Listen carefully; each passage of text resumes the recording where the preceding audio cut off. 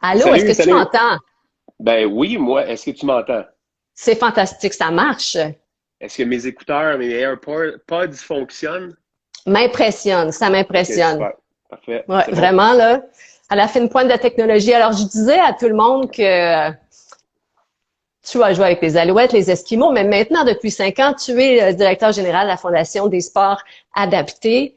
Euh, Avant de continuer, je vais dire à tout le monde qu'on a une surprise à la fin de cet Instagram-là. Faut pas en dire plus, n'est-ce pas? Euh, La question qui tue, la question que tout le monde se pose, comment va ton confinement? Ben ça va bien. Je m'occupe. Nous, on est une petite équipe à la Fondation, fait qu'on travaille encore. On est que trois. On travaille encore et évidemment, on a, comme dans l'article qui a paru aujourd'hui là, chez vous à Radio-Canada, on a un petit projet là, de livre de recettes, donc on s'occupe beaucoup avec ça. Je fais beaucoup de recettes, je cuisine beaucoup. J'essaie de m'occuper, je prends mes marches, je jogue, je fais du vélo, je joue un petit peu de musique aussi. Fait qu'on on reste occupé. OK. Et justement, ceux et celles qui sont pas encore allés voir le compte Instagram de Steve Charbonneau, c'est hallucinant. Là, on comprend pourquoi les Mhm. magasins manquent de farine en ce moment. C'est Ouais, pas je pour les cuisine. diabétiques, tes recettes, là. Non, non, effectivement, je cuisine beaucoup pour. En fait, moi, je cuisine beaucoup pour mes enfants.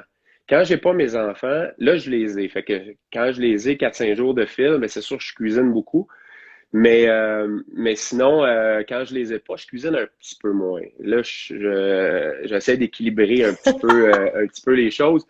Puis c'est sûr que si on regarde les photos sur mon Instagram, oui, c'est très sucré. Il y a beaucoup de gâteaux, beaucoup de desserts. J'aime cuisiner les desserts, mais j'aime cuisiner autre chose. Sauf que ça, il y a beaucoup de mes amis qui me suivent sur Instagram, on se lance des défis. Donc, ça, ce que les gens savent pas, c'est qu'on se lance des défis pour des recettes. Fait qu'on on essaie les recettes des autres, puis on se challenge comme ça. Donc, c'est sûr que, puis même quand je n'ai pas les enfants, supposons que je fais une recette puis j'ai pas mes enfants, je vais emmener le gâteau chez Isabelle. Euh, Là où mes enfants sont, fait, je lui amène le stock une fois que c'est fini.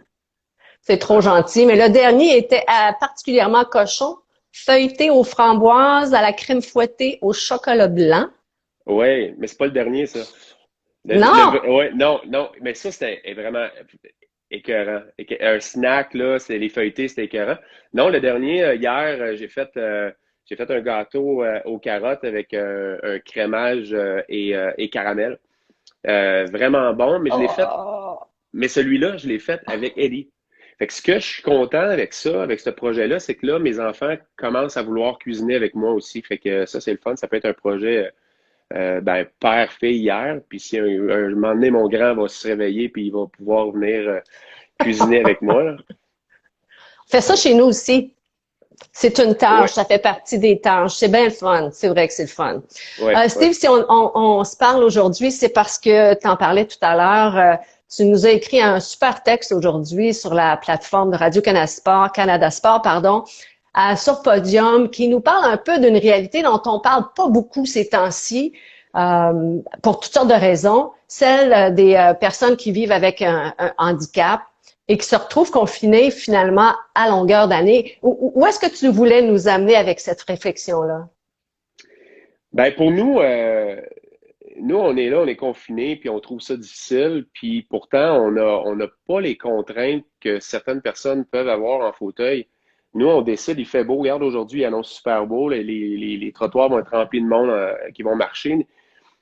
Il y a des difficultés pour certaines personnes. Exemple, l'hiver, ben, les trottoirs qui sont pas déblayés, qui sont pas dégagés, c'est difficile en fauteuil. Il y a beaucoup, beaucoup de contraintes qui font qu'eux autres, ben, des fois, c'est peut-être plus simple rester à la maison. Les déplacements sont difficiles. J'en parlais dans l'article, tu sais, le transport adapté, s'il n'est pas là, s'il n'est pas accessible ou disponible, ben, les déplacements se font difficilement. Tu sais, on a même vu, puis on regarde au niveau des transports en commun, c'est pas toutes les stations de métro qui sont adaptées. Ils n'ont pas d'ascenseur, ils ont des marches. C'est un peu ridicule en 2020 aujourd'hui. Donc, nous, on est là pour leur dire, non, trouvez une façon, on va trouver une façon pour vous sortir de la maison, puis vous faire vivre une expérience incroyable, puis vous faire vivre une activité qui, normalement, serait pratiquement impossible pour vous de participer en fauteuil, comme le ski nautique, le ski alpin. Le vélo, oui, il y a des gens qui ont des vélos puis ils peuvent le faire, mais un vélo, ce qu'on mentionne pas, c'est que les équipements adaptés sont à peu près pas accessibles financièrement. Un vélo, c'est 5 000 $, 6 000 $. Oh, Moi, demain matin, oh. je veux m'initier au vélo, puis je veux m'acheter un vélo, je vais en avoir un seconde main. Tu sais, si c'est pas pour la compétition, puis c'est juste pour rouler sur deux roues, je vais en trouver un à 1000 $, ça. Même en bas de ça. Mais eux autres, ça commence, tout commence à 5000. Fait que il y a plein de barrières qui font que des fois, ben, ils sont pas poussés à sortir puis faire des sports de plein air. Des sports en gymnase, là où le gymnase est accessible, il y a des toilettes accessibles dans l'école ou peu importe, dans la salle d'entraînement. À l'intérieur, c'est moins compliqué souvent. Mais quand on les sort à l'extérieur, c'est là, je disais dans l'article, on les sort de leur zone d'inconfort. On dit bien surmonter cet obstacle-là. La météo, la pluie, le vent, peu importe. C'est sûr, quand on est en ski nautique, habituellement, il fait beau, c'est le soleil. Mais de se faire tirer derrière un bateau, quelqu'un qui est en fauteuil roulant, qui est habitué d'aller à 1 km/h en fauteuil Hum. électrique, puis là, on le tire derrière un bateau en plein milieu d'un lac, cette personne-là ne pensait pas que ce serait possible. Puis c'est ça qu'on essaie de voir. Il faut les faire, de leur montrer, il faut les sortir, puis leur dire, sors de ta zone de confort, puis pousse tes limites, pousse tes limites. Puis ils vont gagner en confiance, ils vont socialiser, il y a plein de choses, de belles choses qui arrivent dans ce temps-là. Mais on veut éliminer tous les obstacles. Mais Steve, comment c'est arrivé ça dans ta vie? Cet engagement-là, parce que tu t'es impliqué dans plein d'affaires. Comment là, pourquoi maintenant tu te retrouves directeur général de la Fondation des sports adaptés? Ça vient d'où, ça? Ben, en fait, c'est une longue histoire. Moi, j'ai vendu mes business, puis à un moment donné, j'étais en réflexion à savoir ce que j'étais pour faire. Puis, un de mes amis était directeur général de la ville de Farnham. Il m'a demandé d'aller remplacer un congé de maladie pour quelques mois. Finalement, j'étais là 16 mois. Puis l'autre personne n'était pas revenue encore. Fait que je me voyais là, probablement travailler encore pour plusieurs années jusqu'à ce que le fondateur, Peter Tracy, le fondateur de la fondation, me rejoint à travers LinkedIn, puis il voulait une rencontre avec moi. J'avais aucune idée de ce qu'il voulait. Euh, il m'a présenté la fondation pour que je l'aide à trouver un remplaçant. Parce que Peter il commençait à prendre de l'âge un petit peu. Je pense qu'il était pas loin du 80 à ce moment-là. Deuxième, troisième cancer.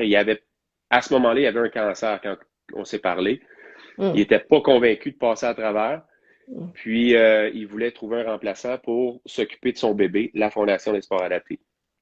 Mais là, je lui ai dit, écoute, si tu veux, je t'aide à trouver quelqu'un pour te remplacer, il faut que je connaisse c'est quoi la Fondation. Fait que je suis allé chez moi le soir, puis j'ai regardé le site web, j'ai regardé tout ce qu'il y avait. Il n'y avait pas grand-chose, il n'y avait pas de réseaux sociaux, il n'y avait pas grand-chose.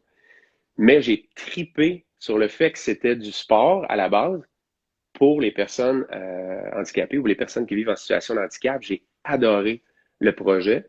Fait que je l'ai rappelé le lendemain, j'ai dit, je pense que je t'ai trouvé quelqu'un. Puis c'était moi. Fait que j'ai rencontré le conseil d'administration pas longtemps après. Puis ils m'ont engagé sur le champ. Fait que j'ai donné ma démission à Farnham, puis je fais ça depuis le 1er octobre 2014. Il y a des espions qui m'ont dit que ce désir-là d'aider, ça vient pas d'hier. C'est déjà arrivé avec certains anciens joueurs de football. Est-ce que je me trompe? Hein? Attends, je suis pas sûr Hein? comment. C'est OK. déjà arrivé. Il y a des espions qui m'ont déjà dit que ce désir d'aider, comme toi là en ce moment, là, on s'entend que la fondation, c'est pour aider les gens qui vivent avec des handicaps, mais ce désir d'aider, de faire une différence, c'est pas né d'hier. C'est que tu as déjà aidé quelques anciens joueurs de football qui allaient pas très bien, mettons.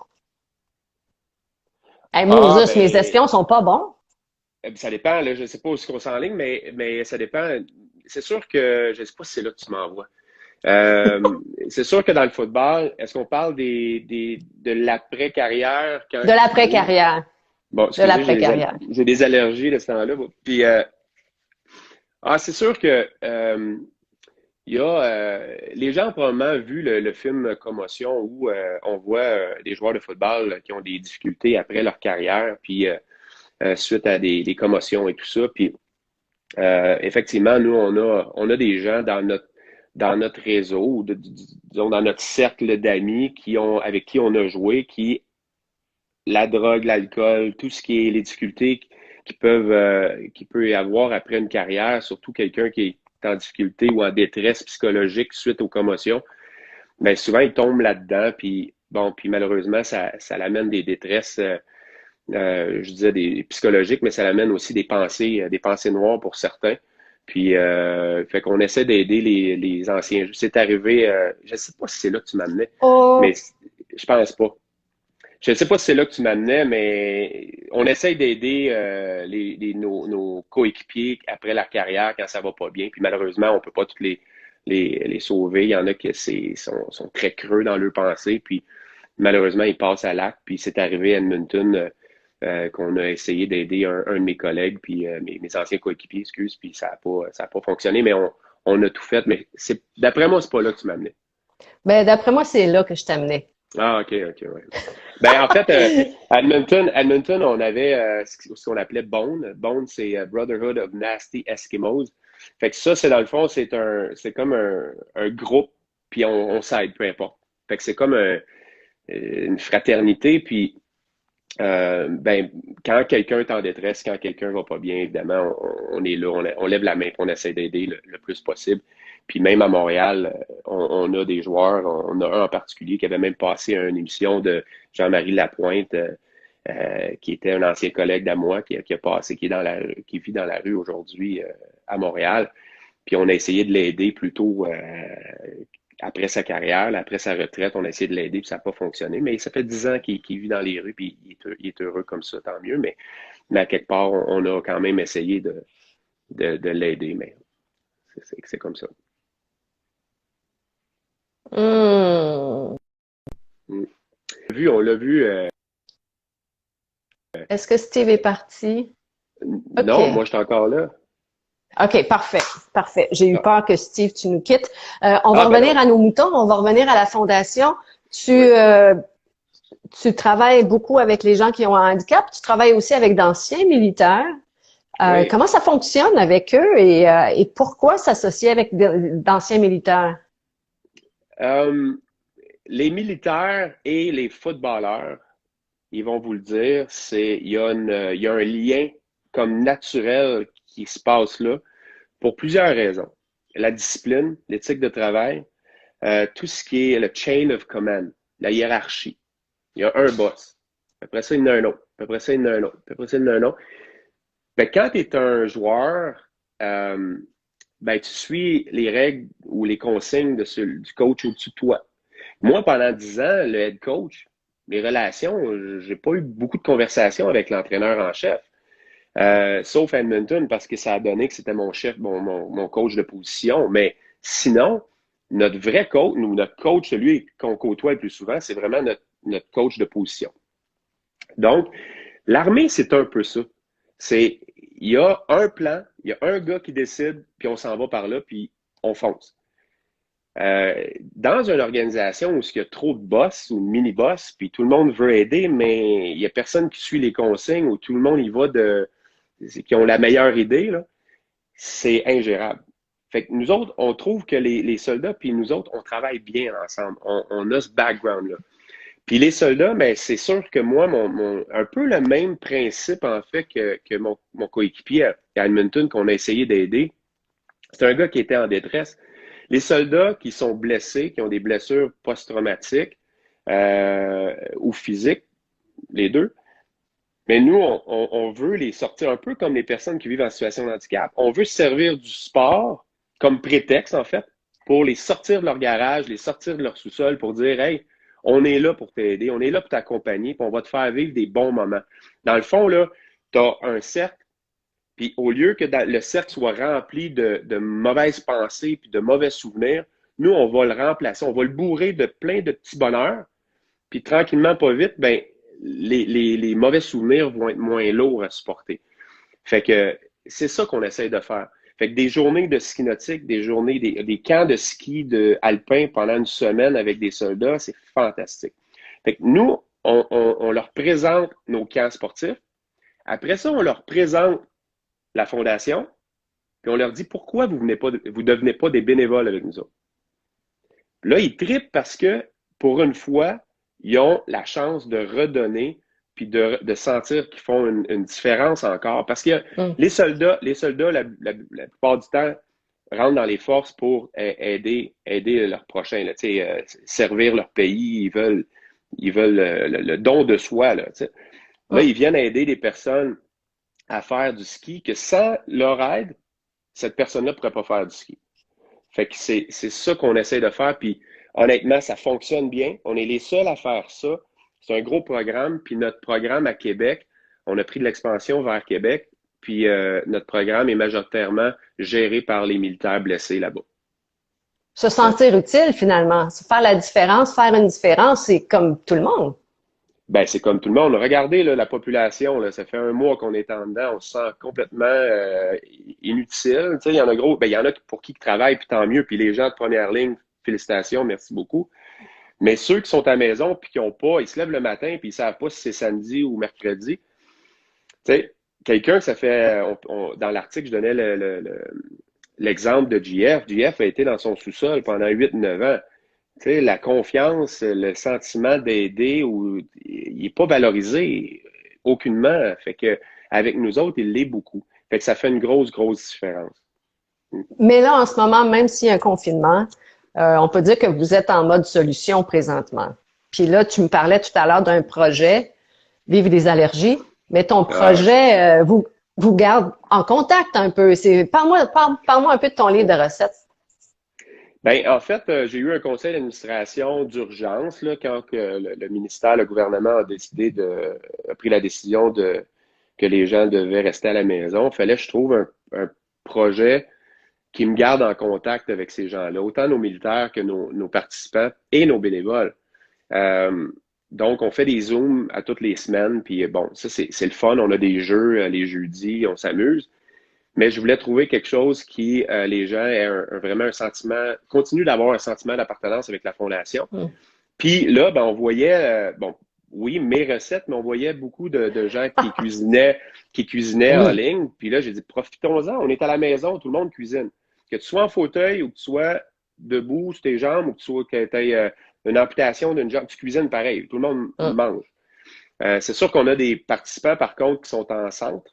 Là, ben, évidemment, c'est des repas cuisinés pour eux autres, mais on va essayer de trouver une façon de rentrer dans le projet. Mais comme ça, ben, c'est une façon pour nous autres de garder le contact pour dire, hey, tu nous as envoyé ta recette, ta photo fonctionne pas. Tu sais, on continue quand même à leur parler. Puis entre ça, on leur demande, est-ce que ça va bien?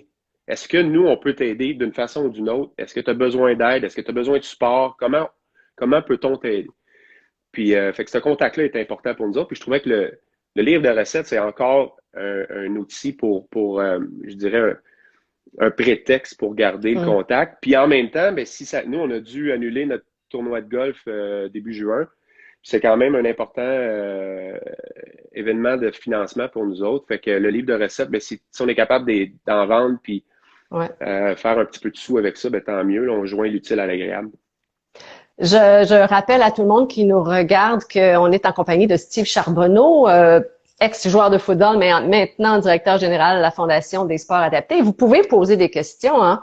On est ouvert à ça sans problème. Là, je veux pas faire de la psychologie à 5 cents, mais j'ai bien aimé une phrase, puis je pense que ça résonne aussi chez les gens qui ont lu ton texte ce matin sur la plateforme de Podium à Radio-Canada Sport. Il y a une phrase qui revient souvent dans ta vie à toi, puis qui t'a aidé là, au cours des dernières années, puis je vais la dire, puis je vais la lire parce que je suis pas très bonne dans ma mémoire, mais tu peux pas contrôler le vent, mais tu peux ajuster ta voile. Ça te dit Mm-hmm. quoi, ça? Ben, il y a tellement de choses qu'on contrôle pas. On contrôle pas le vent. Celui qui est en bateau, le capitaine, ben évidemment, il vogue il avance avec le vent.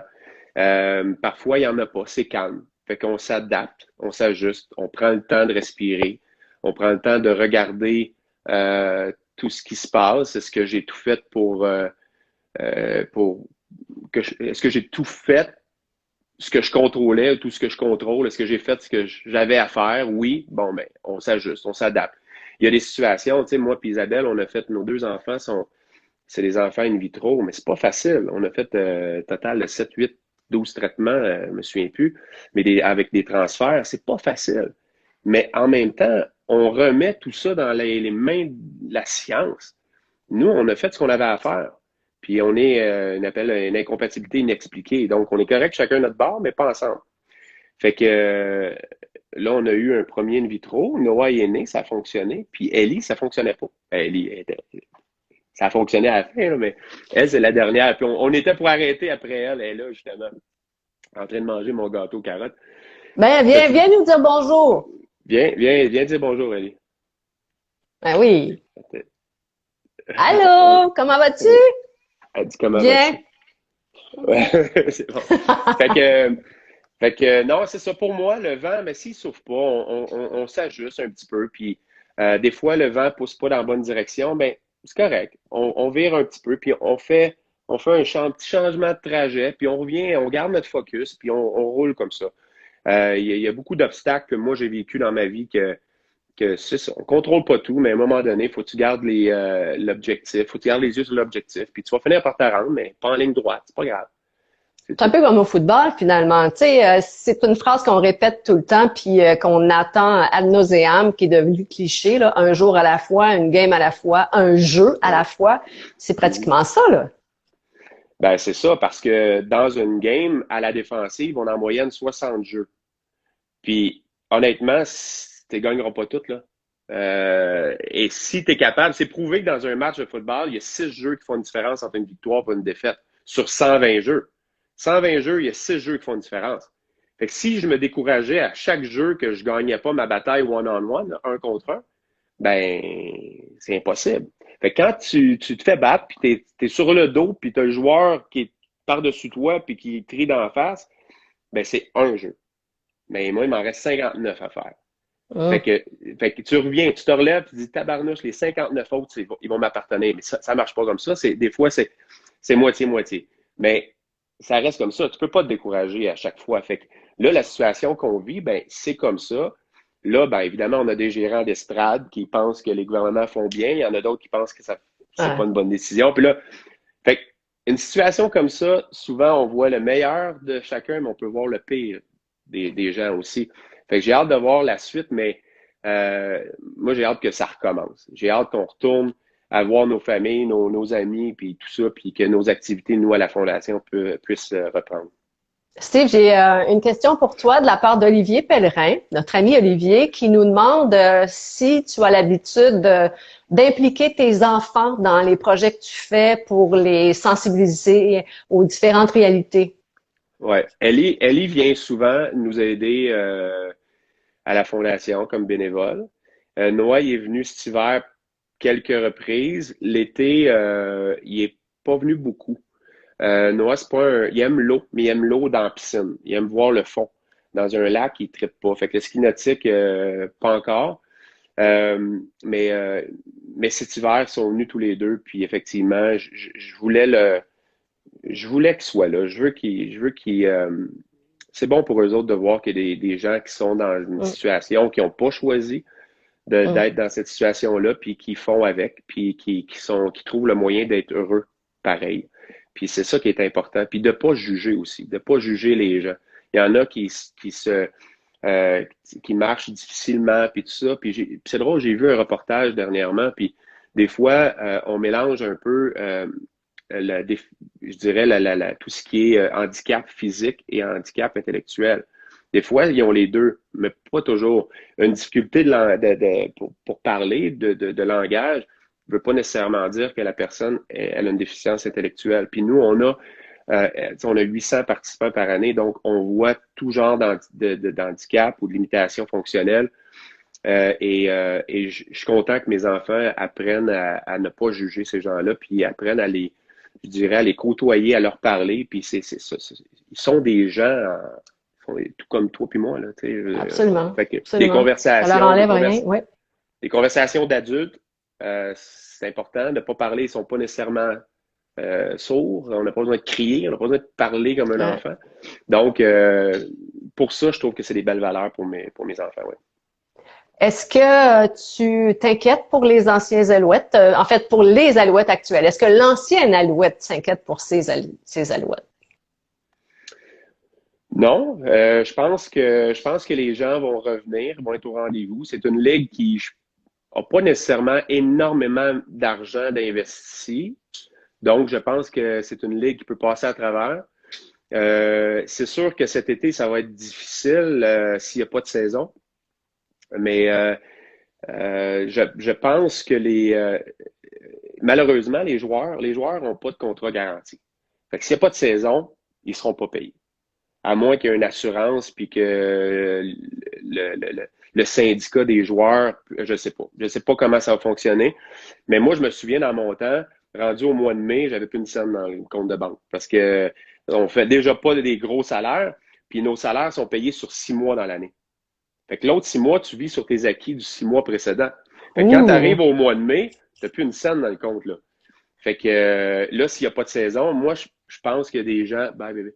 Je pense qu'il y a des gens qui vont peut-être se réaligner puis repenser leur carrière parce qu'il y en a quand même pas mal qui font 70-80 000 par année, ce qui est considéré un bon salaire, je suis d'accord, mais là, ils vont peut-être se dire, est-ce que ça vaut tous les sacrifices hmm, pour pas être certain d'avoir une carrière. Puis en fait, puis même si ça reprenait au mois d'août, exemple, ça veut même pas dire que les joueurs auraient une place sur l'équipe. Fait que tu fais quoi? c'est ça. L'incertitude, c'est difficile, là. Fait que je Hmm. ne sais pas ce qui va se passer, mais je pense que les gens dans les estrades, quand on va pouvoir aller dans les estrades, je pense les gens vont être au rendez-vous. Mais quand est-ce que ça va recommencer? Je ne C'est sais pas. ça. C'est ça.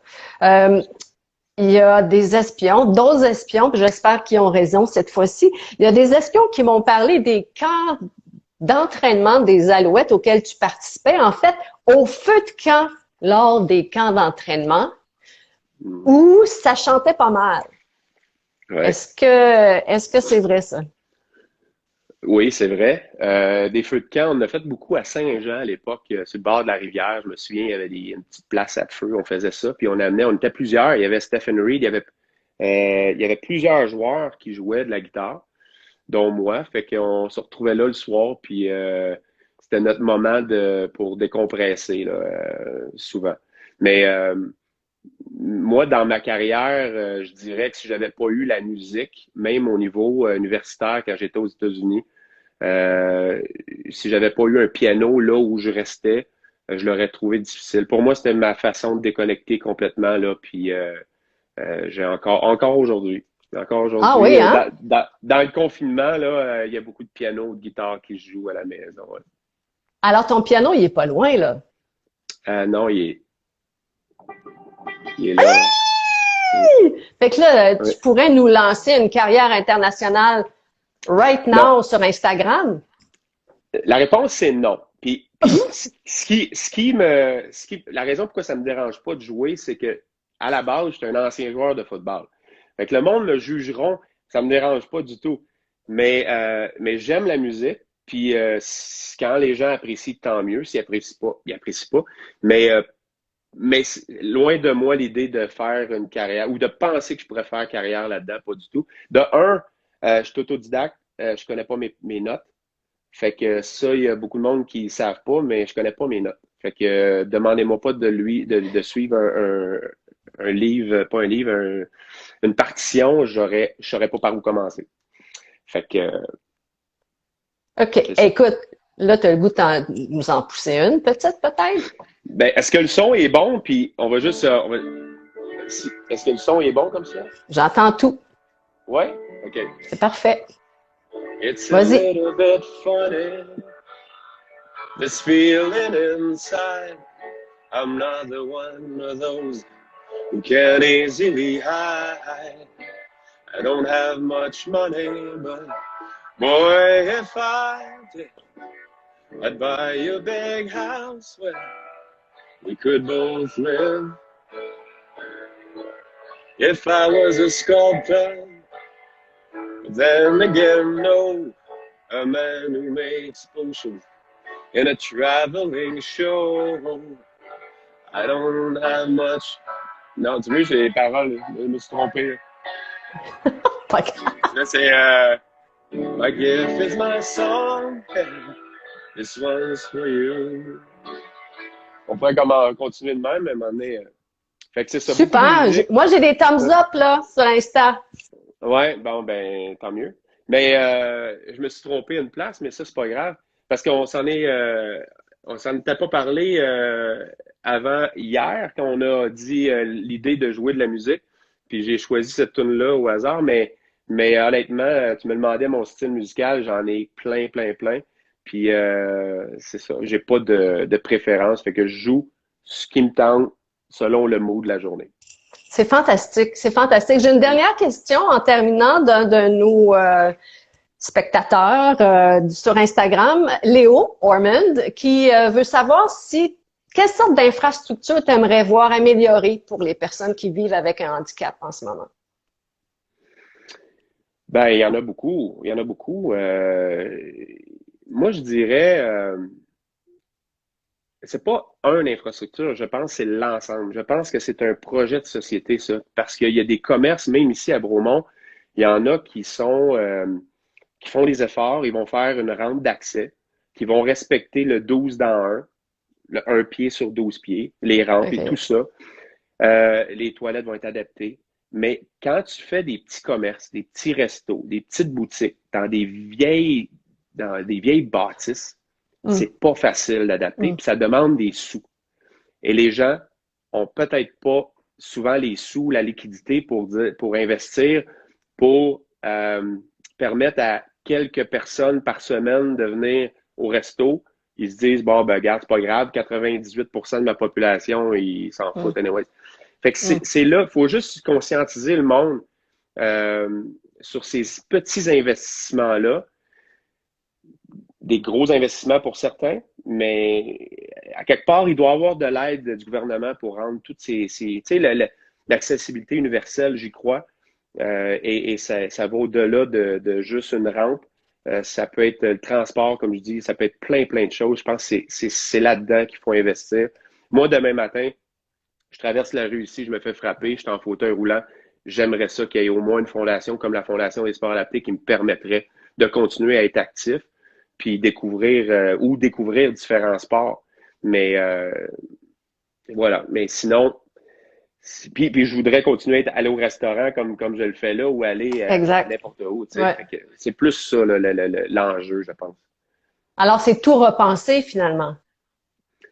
Oui, ben oui, parce que les nouvelles, puis encore là, il y a une bâtisse, je ne la nommerai pas, un nouveau centre de ski qui vient de changer son chalet, puis la rampe d'accès, je mets au défi n'importe qui de l'administration ou des architectes ou des ingénieurs qui ont travaillé sur ce projet-là, je le mets au défi de s'asseoir dans un fauteuil puis prendre la rampe d'accès. Une bâtisse flambant neuve.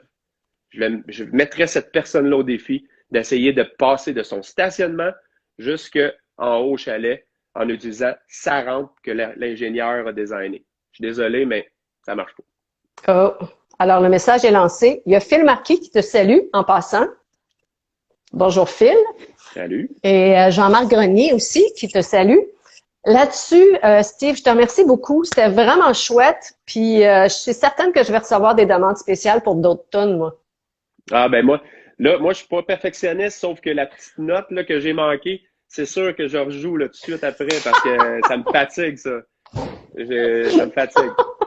Ben, c'est toujours comme ça, tu pratiques 2-3 fois, puis tu l'as, puis en tout cas. Ben, ça fait plaisir. Merci à toi, Diane. Merci, puis lâche pas ton beau travail. Merci à vous. Bye. Bye bye. Bye.